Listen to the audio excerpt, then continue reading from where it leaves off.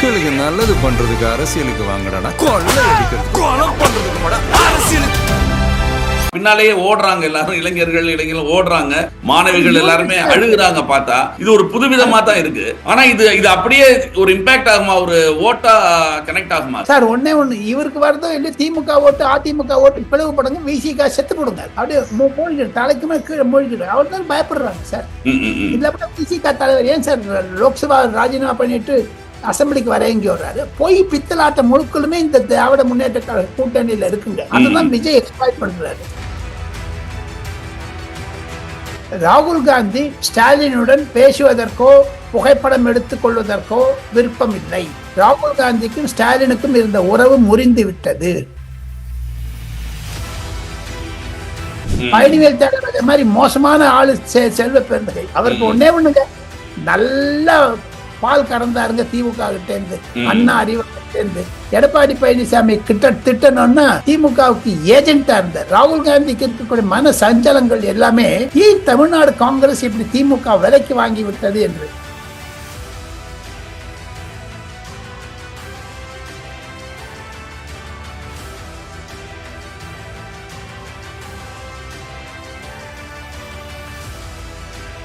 வணக்கம், இது செய்தி மலரின் நேர்காணல் நிகழ்ச்சி. இன்றைய நிகழ்ச்சியில் காணொளி மூலம் நம்முடன் இணைந்திருப்பவர் இந்தியாவின் மூத்த பத்திரிகையாளர், டெல்லி ராஜகோபால் அவர்களை சந்திக்கவிருக்கிறோம். வணக்கம் சார். நமஸ்காரம். நமஸ்காரம் சார். இப்போ ரெண்டு விஷயங்கள் உங்கள்கிட்ட குறிப்பா பேசணும் சார்.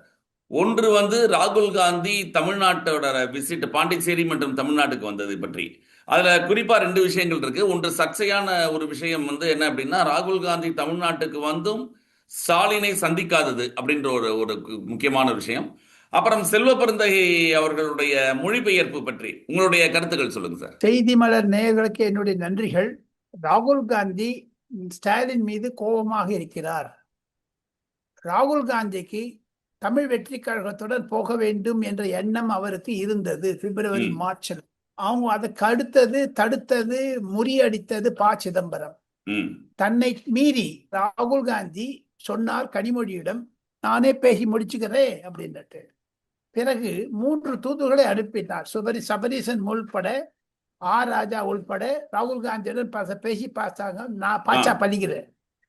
ராகுல் காந்தி சொல்லிட்டாரு, நம்ம தமிழ் வெற்றி கழகத்தோட பேச போறேன்ட்டு எல்லாரையும் பேச விட்டாரு. இதனோட 2 டெலிகேஷன் 40 டிஸ்ட்ரிக்ட் லீடர்ஸ் எல்லாம் டெல்லிக்கு வந்தாங்க. ராகுல் காந்தி ஸ்டாலினுடன் பேசுவதற்கோ புகைப்படம் எடுத்துக் கொள்வதற்கோ விருப்பம் இல்லை. ராகுல் காந்திக்கும் ஸ்டாலினுக்கும் இருந்த உறவு முறிந்து விட்டது. எப்பொழுது 2019 ராகுல் காந்தி தான் பிரதமர் என்றாரோ, ஆனால் ராகுல் காந்தியை மு.க. ஸ்டாலின் முதலமைச்சர் என்று சொல்ல ஆசைப்படவில்லை.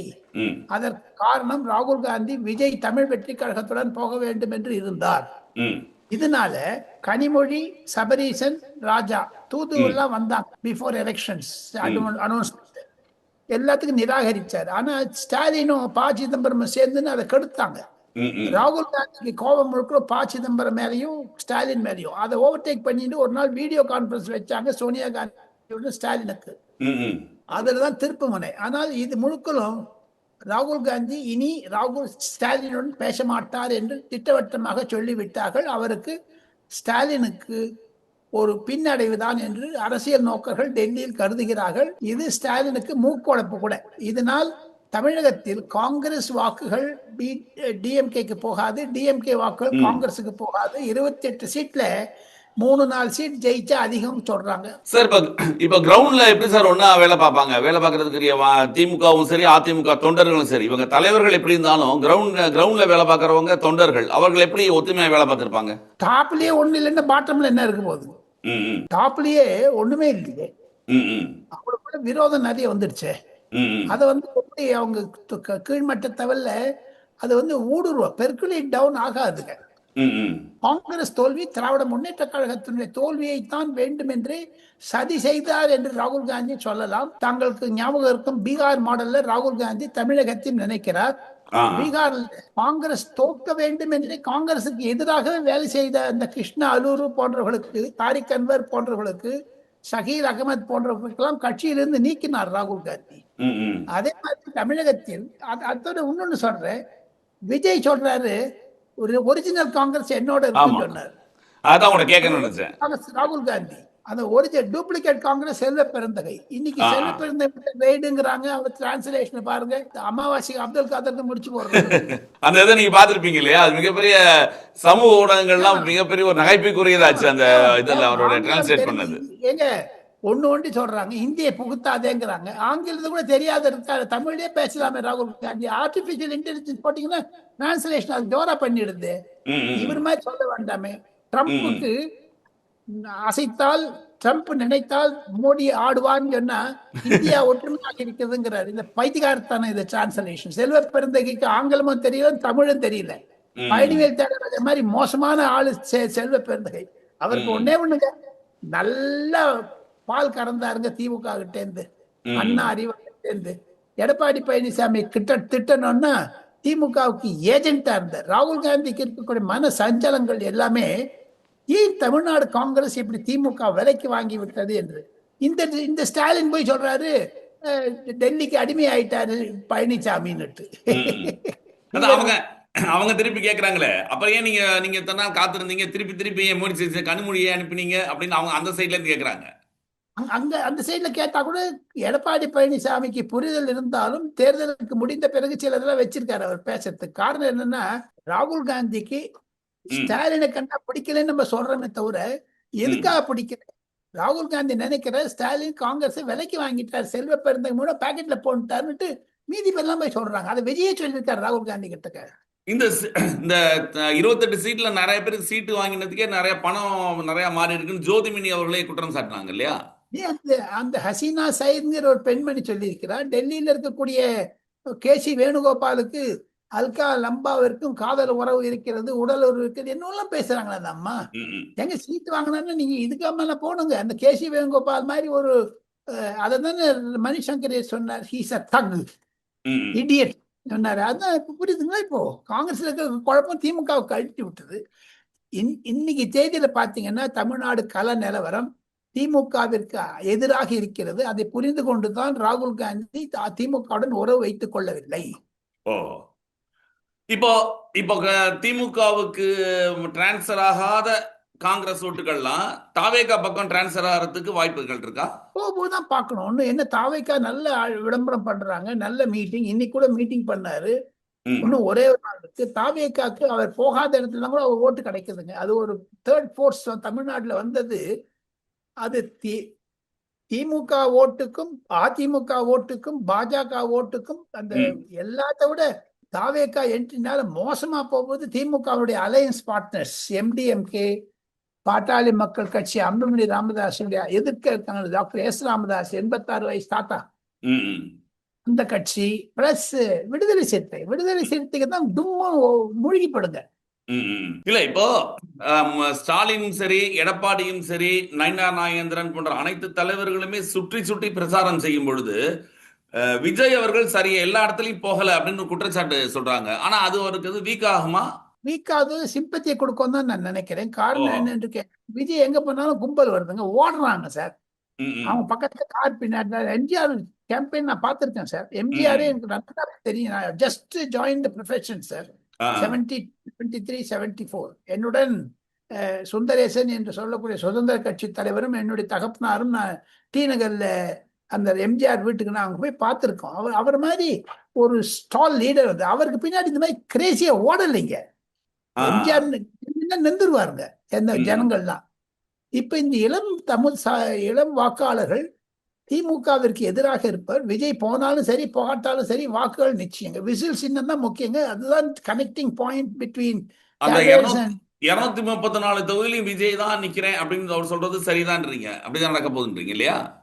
இதுதான் நடக்க போகுது. இன்னைக்கு மாலையோ நாளை காத்தாலையோ ஒரு வீடியோ மெசேஜ் கொடுக்க போறான்னு நான் கேள்விப்பட்டேன் சென்னையில இருந்து. அது ஒரு தாக்குதலை கொடுக்கும் திமுகவிற்கு எதிராக. இன்னைக்கு மெசேஜ் கூட சொல்றாரு பாருங்க.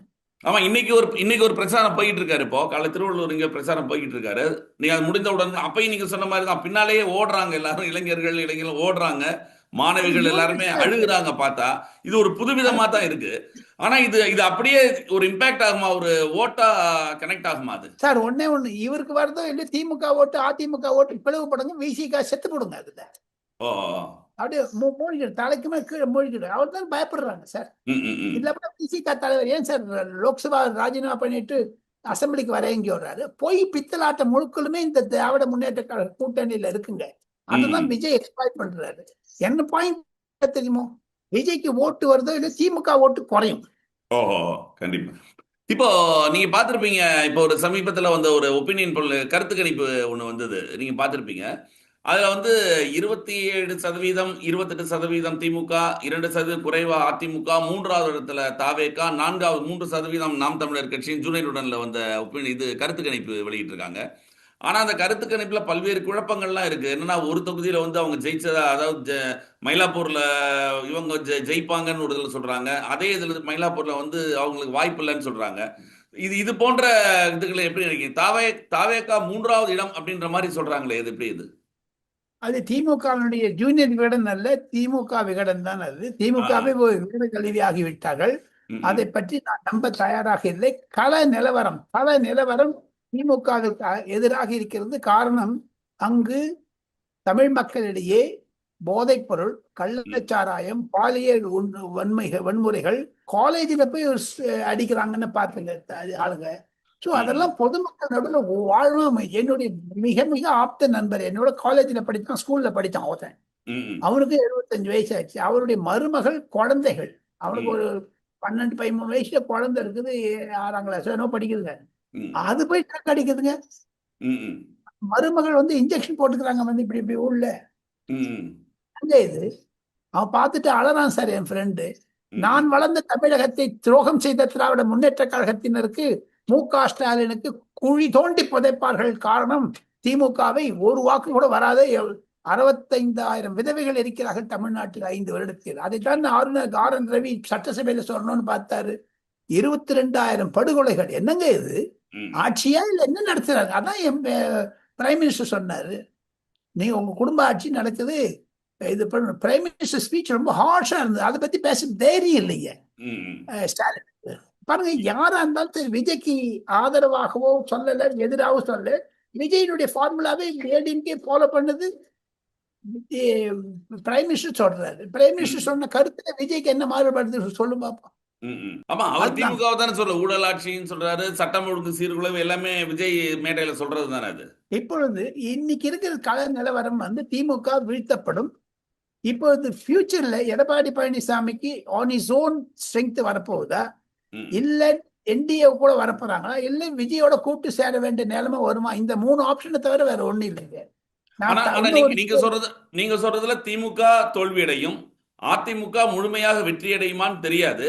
ஒரு தொங்கு சட்டசபை அமைவதற்கான வாய்ப்புகள் உண்டு. அப்படி தொங்கு சட்டசபை வந்ததுன்னா ம். நிச்சயமா நம்ம விஜய் வந்து ஏடிஎம்கேவோட சேர்ந்து தான் ஆகணுங்க. எல்லாமே நடக்காதுங்க. டிஎம்கேவோட போக மாட்டாருங்க.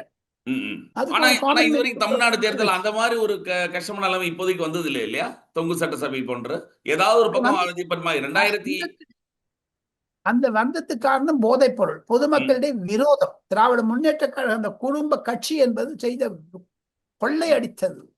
அதான் மருமகன் சொன்னார் பாருங்க, நம்ம பிரைம் மினிஸ்டர் 2 தடவை. ம், எங்க அவ்வளவு மருமகனுக்கு ஏதோ உலகம் முழுக்கணும் நல்ல ட்ரம்ப்னுடைய மருமகன் பாகிஸ்தான் வந்திருக்காரு இன்னைக்கு பேச்சுவார்த்தைக்கு. ஆக மொத்தம் மருமகன் தான் உள்ள நுழைக்கிறாங்க. ம். நல்ல வேலை பிரைம் மினிஸ்டர் நரேந்திர மோடிக்கு ஒரு மருமகன் இல்லை.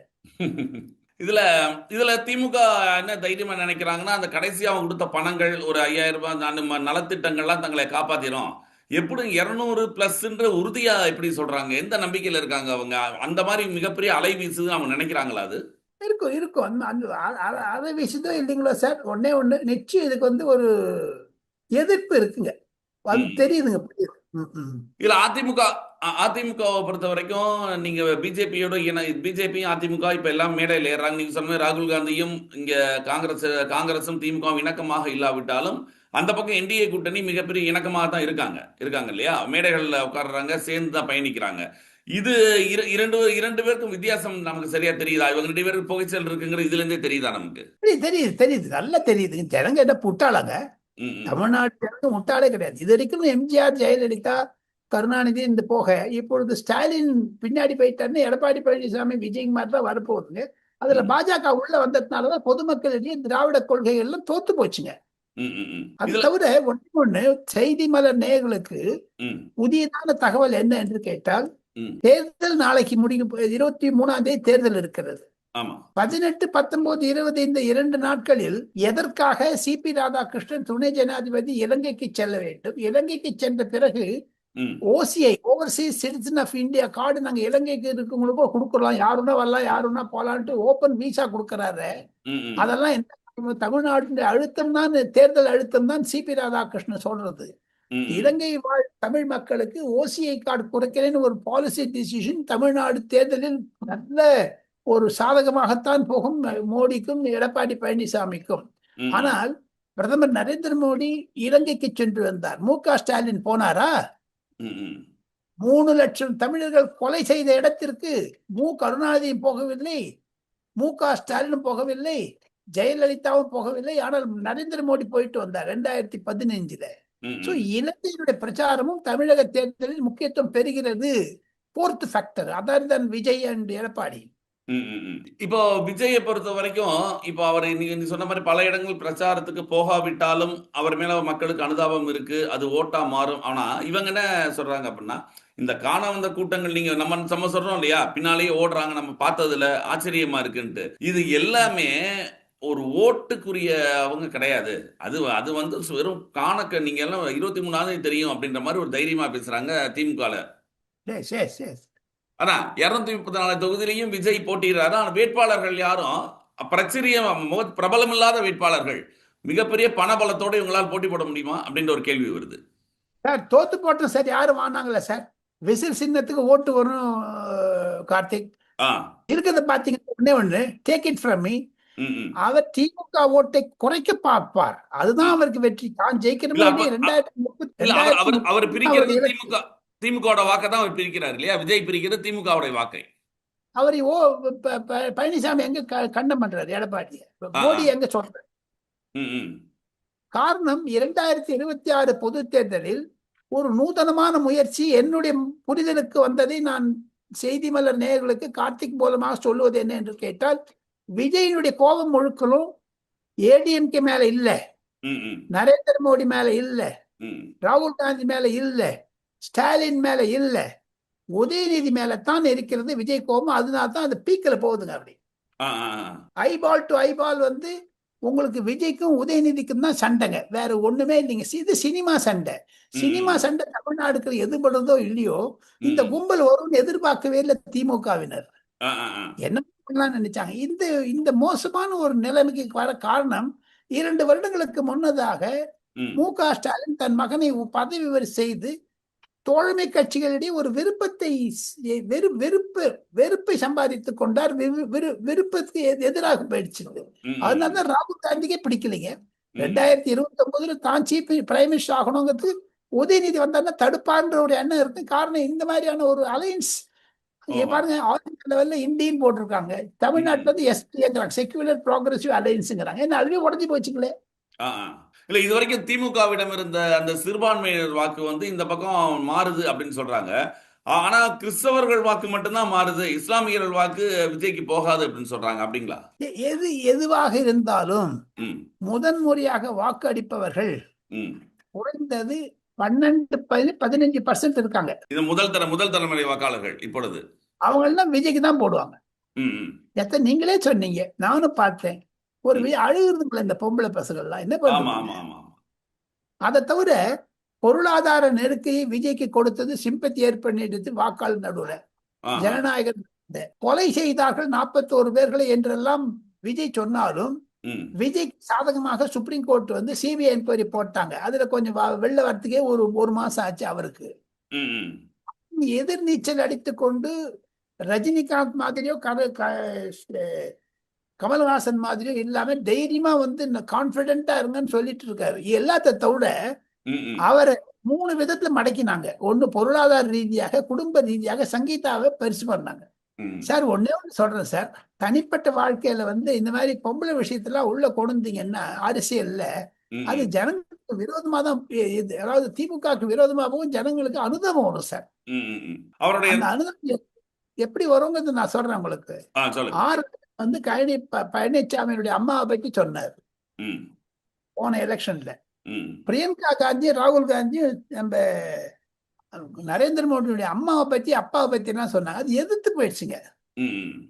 நீங்க தேர்தல கொள்கை ரீதியா சம்பாதிக்காத. இப்ப சங்கீதா கேஸ் இன்னைக்கு வருது, ஜூன் மாசம் தள்ளி போட்டாங்கன்னு இப்பதான் ஆமா, கேள்விப்பட்டேன். ஜூன் 15க்கு தள்ளி வச்சிருக்காங்க. ஆக மொத்தம் கோர்ட்டு கூட இவங்களுடைய நிலைமையை புரிந்து கொண்டு டேட் அட்ஜென்ட் பண்ணிட்டாங்க. ம். ம்.